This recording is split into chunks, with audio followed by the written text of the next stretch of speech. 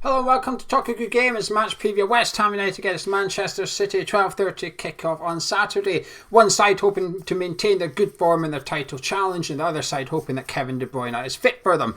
Way! Did you like that one? Quite right too. Right. Anyway, Gonzo, thoughts on City, please. Well, I'm sort of used to giving them a lot of plaudits and a lot of platitudes coming out of my mouth when I talk about Manchester City over the years. But I'm going to give it a little. I think Pep's a bit stale. I think he might have had enough. Now I'm not saying he's not brilliant. He may even be the best manager in the world. He may be. I'm not entirely sure. But so I call it almost Kenny Dalglish syndrome. And it was when Kenny Dalglish went back to Liverpool for the second time. He was full of excitement.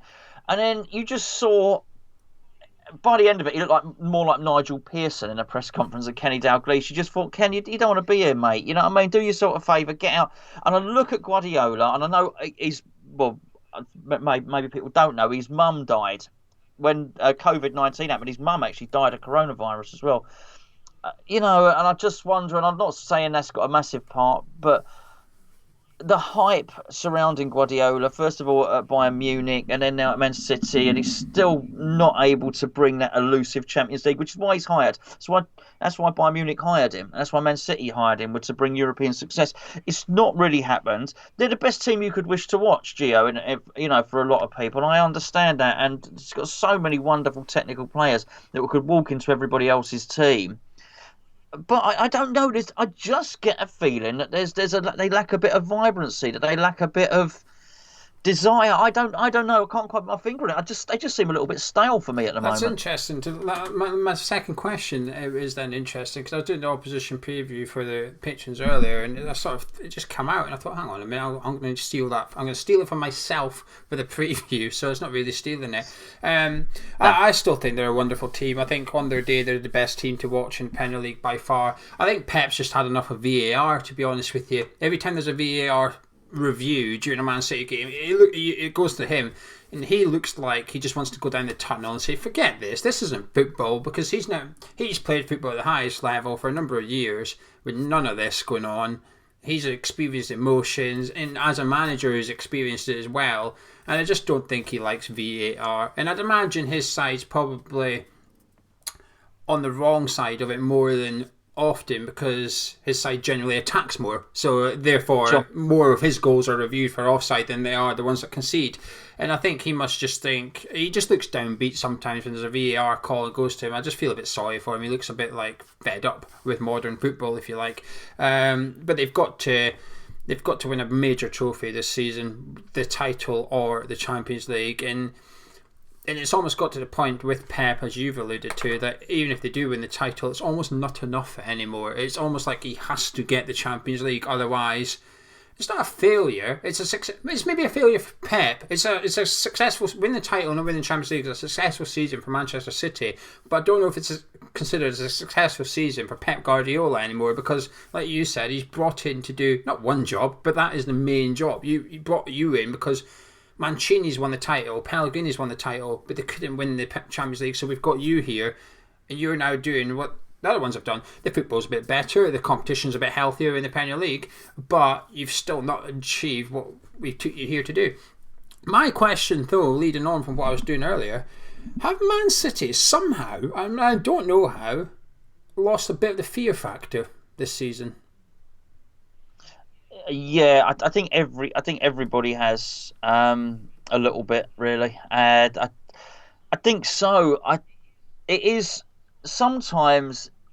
Look, Sterling can't be as good as he has been, if you know what I mean. I don't mean he's a player on a decline, but sometimes you look back. It's like with Cristiano Ronaldo that season at Manchester United when he scored 42 goals. That's his best season he ever had at Manchester United. Obviously, he scored plenty of goals after. But some players just have a season, and I can't help but look at Raheem Sterling and think you have had that season. And I look at sometimes like Bernardo Silva and think the same thing. And it's. I think also they're not the best defensive team in the world either, and teams look at them and think, well, actually, we can get at them. And I also think there's a little bit of a drop off sometimes. Believe it or not, for all their wonderful players, and they've got lots of them, and Mahrez and so on and so forth, you still look at it and you think, well, if you ain't got De Bruyne, if you ain't got Fernandinho, and you ain't got Aguero, you're not quite as good. And you'd probably fancy your chances a little bit more. And you've got wonderful players coming in, and Gundogan and all the rest of it, right? Most of the fullbacks in the world are at Manchester City right now, right? However, I think they have. I think they have lost a little bit of the fear factor, but I think you could probably say the same for Liverpool as well. By the way, certainly Manchester United, who are but Man United like Accrington Stanley now, aren't they? Really? So I think there's people feel a little bit more confident in the Premier League, and that's what's great about the Premier League. Yeah, I don't know why they've lost the fear factor. I think they have. I think there's a little bit of something about them. This is the first preview I've done in years with you where we play Man City, where I'm not going to sit here and think, oh, where we get thumped 4-0. Oh, clue, my prediction is not a 4-0 thumping.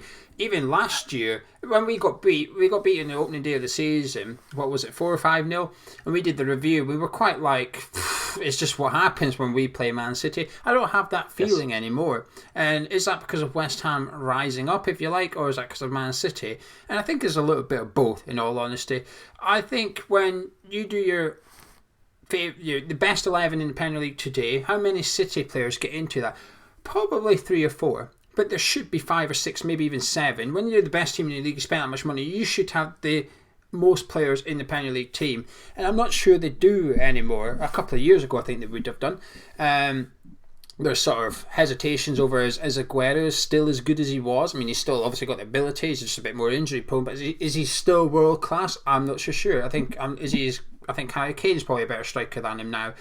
De Bruyne is world class, there's no doubt about that. I think Laporte's world class, Ederson. But apart from that, you're then looking at elite players rather than top world class. Well, Raheem Sterling, I'm a big fan of Raheem Sterling, but we'll get onto these in a second. But the Champions League or the title, they've got to win at least one of them this season, Gonzo. Yeah, absolutely. I think you summed it up perfectly before, and one in particular, which is the Champions League. It's it's hard to feel sorry for people. It goes back to that thing I often say: you never feel sorry for anybody with a yacht, or a jet or anything like that. And I mean that in the nicest possible way with Man City, because they've had so much success. But in a lot of ways, I do actually feel sorry for them, because they are sort of old-fashioned fans, working-class fans, Man City fans, and they've had this success now. And you get to a point where actually even success is not enough. Well, where do you go after that? I mean, what we can look up to as West Ham fans, what we want to achieve, there's no glass ceiling for us. There's nothing there. I mean, we could just look forward to winning the next game. That's an achievement. We can celebrate a draw against Tottenham. Man City fans can't do that. They don't have that. We can be happy for the smaller things. And I just think when you get to that elevated level like that, it's got to be quite difficult. I know. I mean, listen, who am I saying to be sorry for Man City fans? They've had a lot of success, and we'd love to have won a trophy or something like that. But I do think it can perhaps bring a melancholy to the club. How excited would you be as a Manchester City fan at the moment? I'm not sure you would be mega excited at the moment, and I think that's just because I don't want to compare them to a spoilt child, because I'm not saying that about the fans, but they're spoilt. They're basically spoilt. They've had so much. Yeah, Premier League. I think it's a little bit like that. I do think their fan base is generally quite down to earth and humble, though I don't think they're self entitled. Sure. I think there's a few other fan bases I think are a little bit more spoiled. I think City remember the dark days, if you like. I didn't. Yeah, I know what you're saying. I know what you're saying, though. From their roots, it's hard for them. Will they win the title? Yes, no answers. Will they win the title?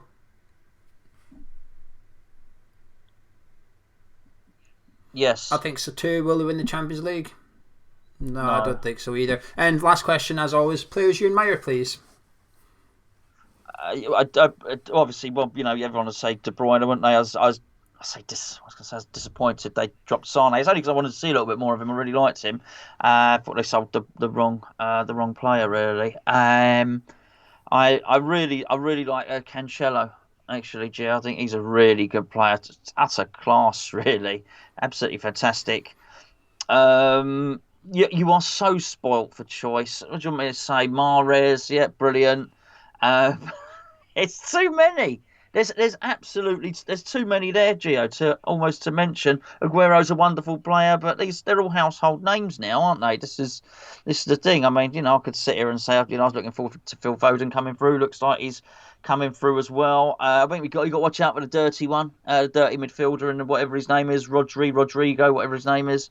Got to watch out for him. He might be giving it a bit of a Jordan Pickford's in the middle or something like that. So, but a good plan. Fernandinho obviously makes them tick. Really does. So, yeah, some wonderful players in there, mate. I think Kyle Walker is one of the most underrated fullbacks we've had in the Premier League. Every time I watch Man City, I think he's good. At worst, sometimes really good, sometimes excellent. But he's done it for so many years now. I don't think he gets the accolades he deserves. And he's keeping Cancelo out the team. I know Cancelo can play left back, but he can't play in his favourite position at right back because Kyle Walker is just too good ultimately. Very good defensively, very good going forward, reads the game very well, has that stupid thing that I don't understand why he goes into centre midfield when they're in possession. And when I say it's a stupid thing I don't understand, I mean I'm the stupid one in this because I don't understand it. I've tried to understand it, I just don't get it. I can't get my head around it why he goes into defensive midfield when they're in possession.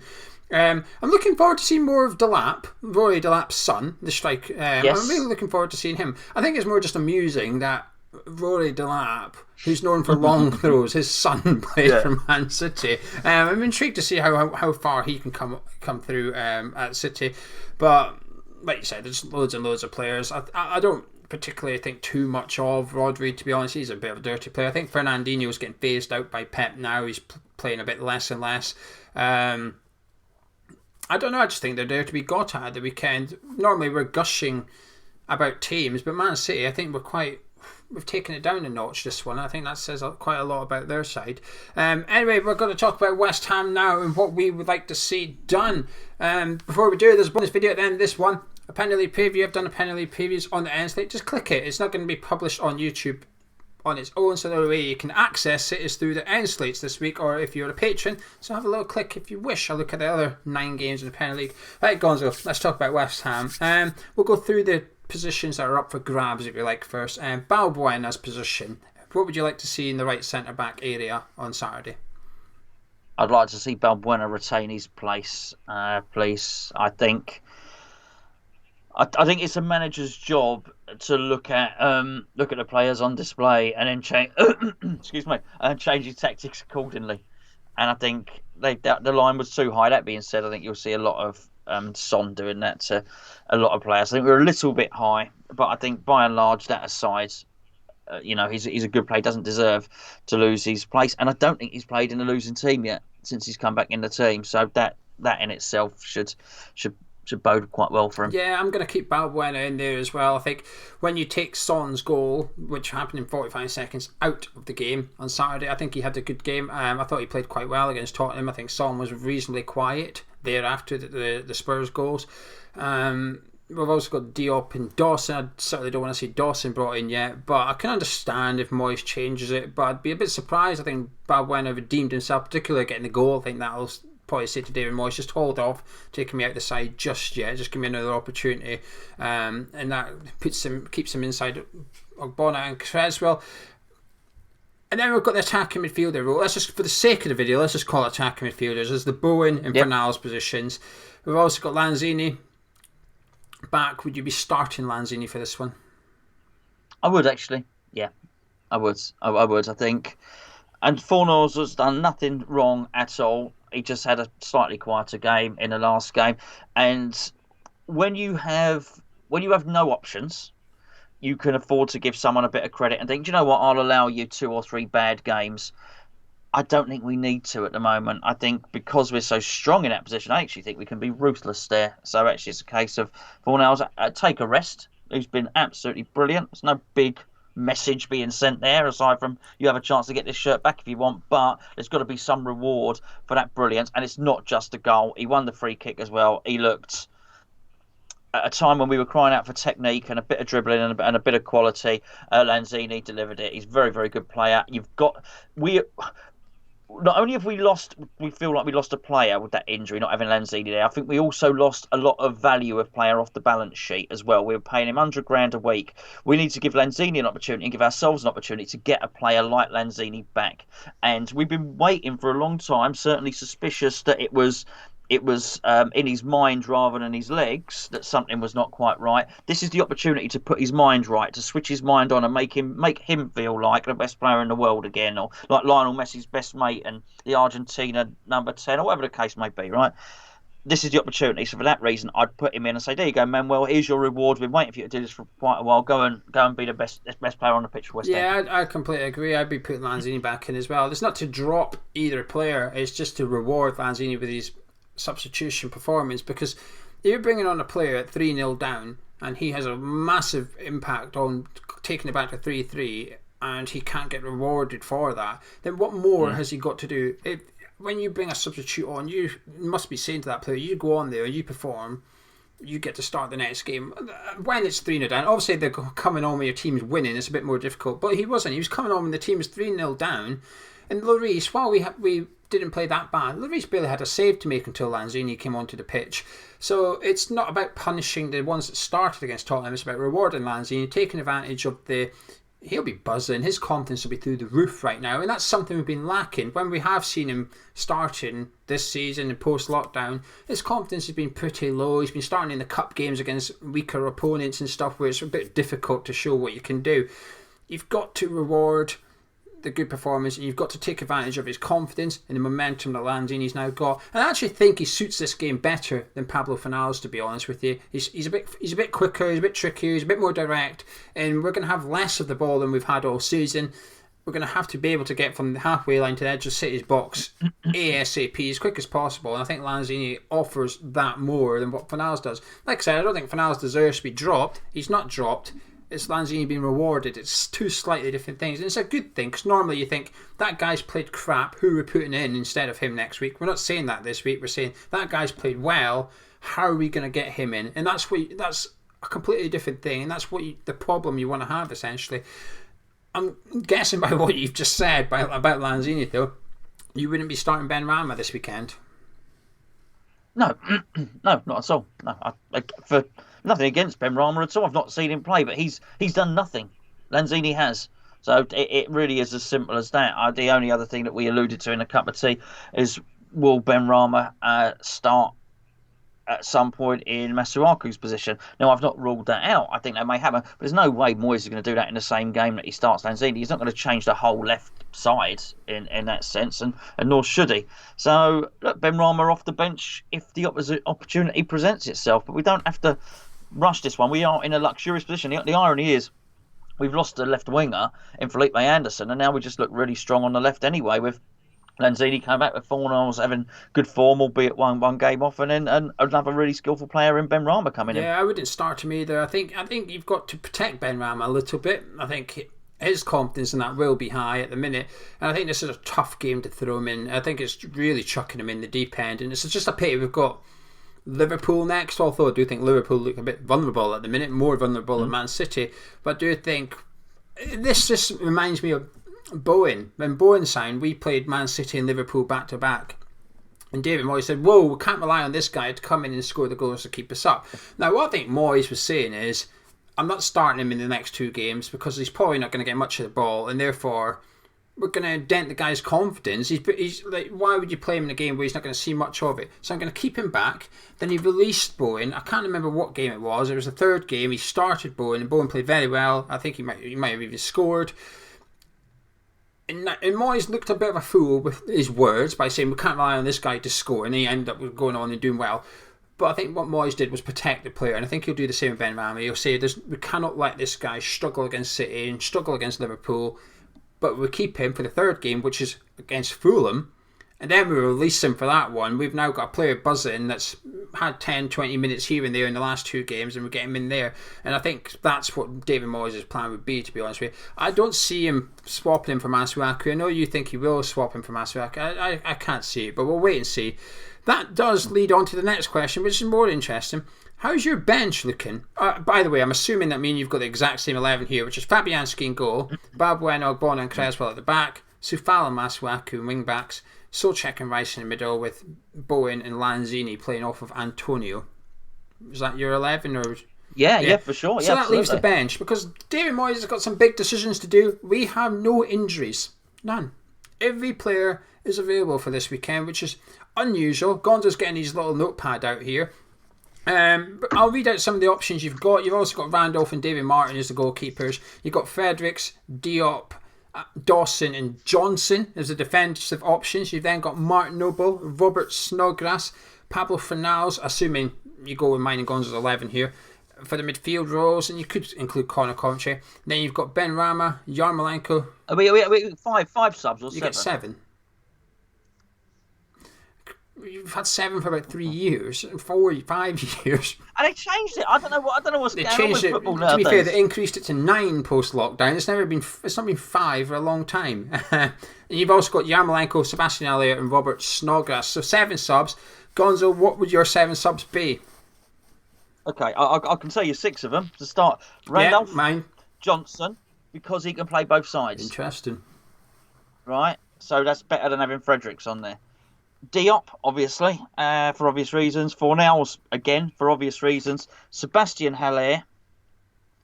Yarmolenko. Right, now, here's my point. Fornals is on there because he can play central midfield.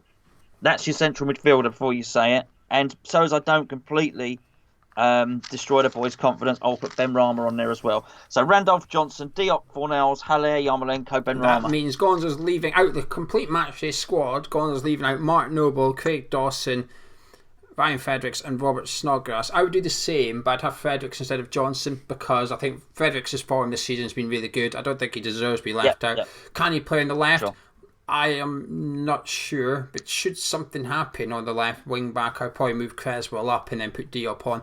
But this is where David Moyes is genuinely planning on playing Ben Rama left wing back, as we have been sort of indicated. Then that's your option on the bench there as well.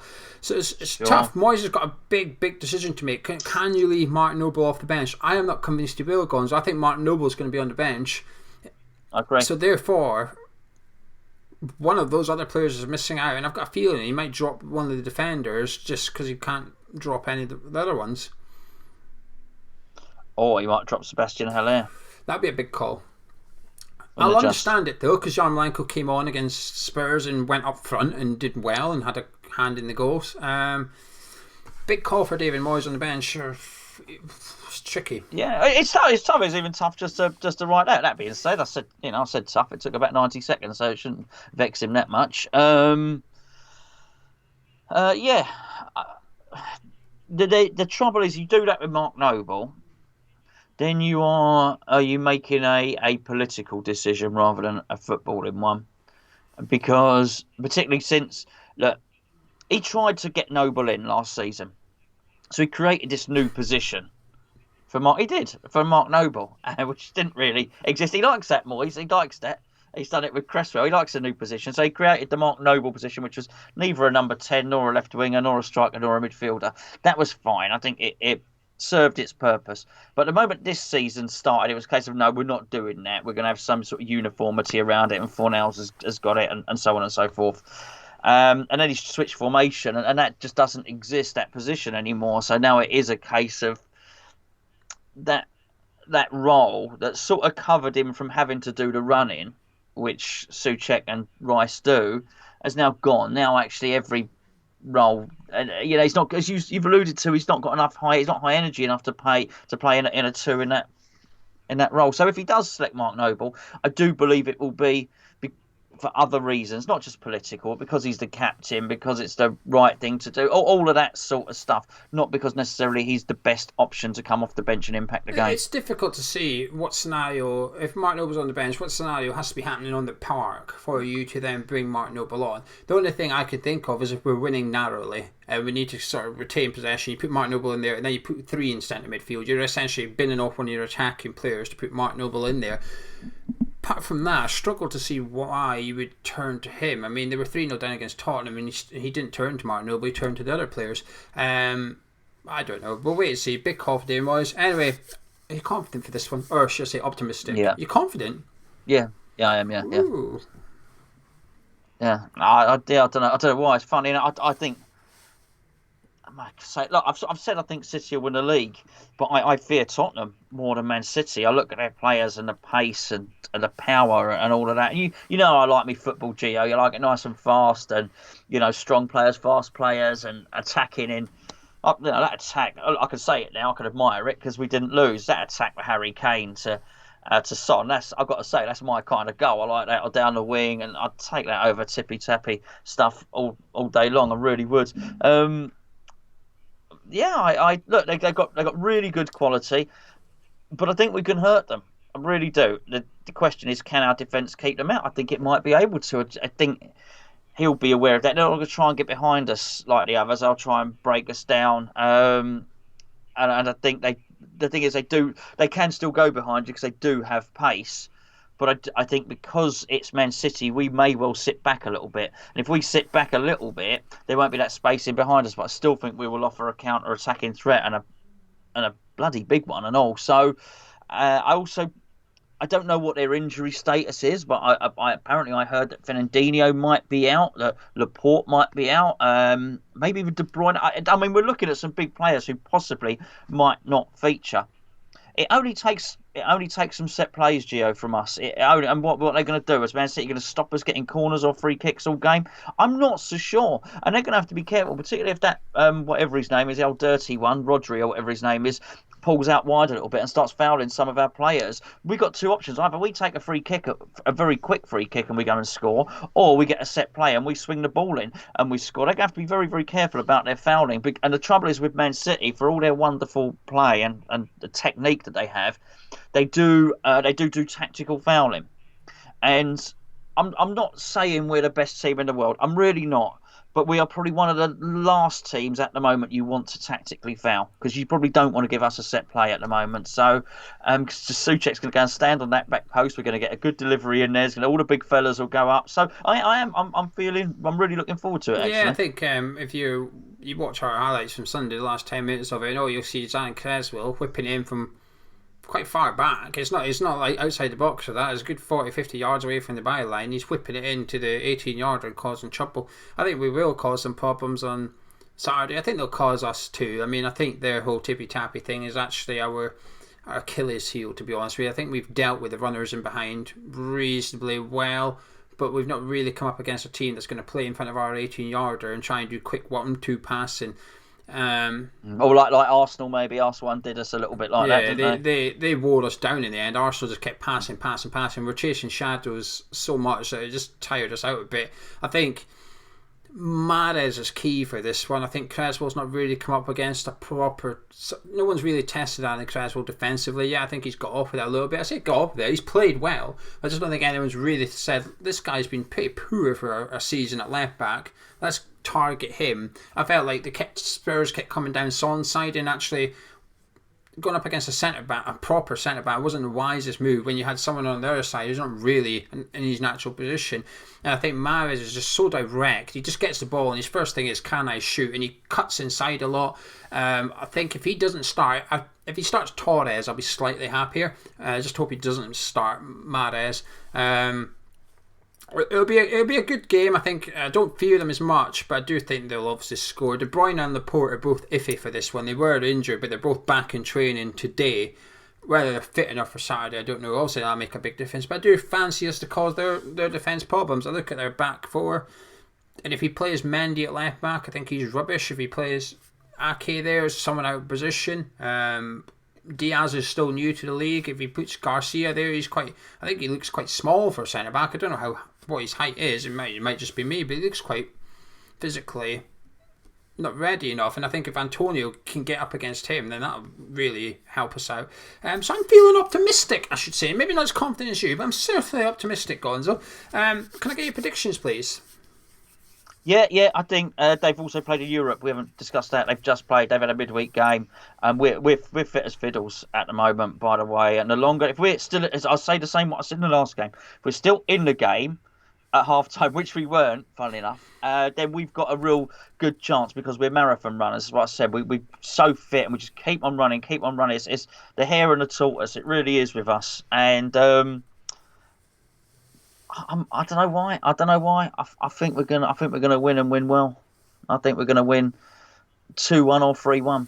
Okay, now I'm gonna go. I'm gonna. I don't know. Nah, I think we'll score. I think we'll also concede as well. I think there'll be goals in this game. I'm looking forward to. I mean, that bench that we're both reading out there, which I don't think will be too wrong. I think, to be honest with you, I think David Moyes might name an unchanged 11. I think Fornals might still start and Lanzini will be on the bench. But having a bench with Ben Rama, Lanzini, and either Yarmolenko or Haller, because I'm not sure they'll both be on it, it's still a really good options to have. Moyes hopefully can trust him a little bit more than he perhaps did this time last week. He might turn around 10 minutes earlier and say, right, you, come on you get, let's go out there and have a little go at them. And like you said, we know that Solskjaer can run around for 90 minutes. We know Rice can. We know that Bowen can. Fornals probably is the one that gets tired a little bit. But saying that, I'm not sure. There was a couple of games ago, he was the one sprinting down the park in the 90th minute. But to be able to then change your attacking players and put two fresh ones on with half an hour to go, if you're that man, you're Rodri, you're probably thinking, oh, just leave it out, will you? I've been chasing around for an hour, you're freshening this team up. I'm going to go 2-2. I'm going to go for my favourite score. I'm going to go for 2-2. I think... remember before Tottenham, I said Tottenham, Man City, Liverpool. I don't think we'll lose all three. Well, that was correct. Man City, Liverpool. I don't think we'll lose both. I think we're going to get at least something out of one of these games. I don't think we'll lose both those games. Anyway, if you've enjoyed this preview, please drop a like on it and subscribe to the news channel. We'll be back on Saturday before the game. We'll have the build-up show. We'll have the watch-along. We'll have the review. For the patrons, we've got the morning video. We've got the player ratings. Loads of good stuff. And catch you in a bit, Gonzo. I'll see you on Saturday. You will. Looking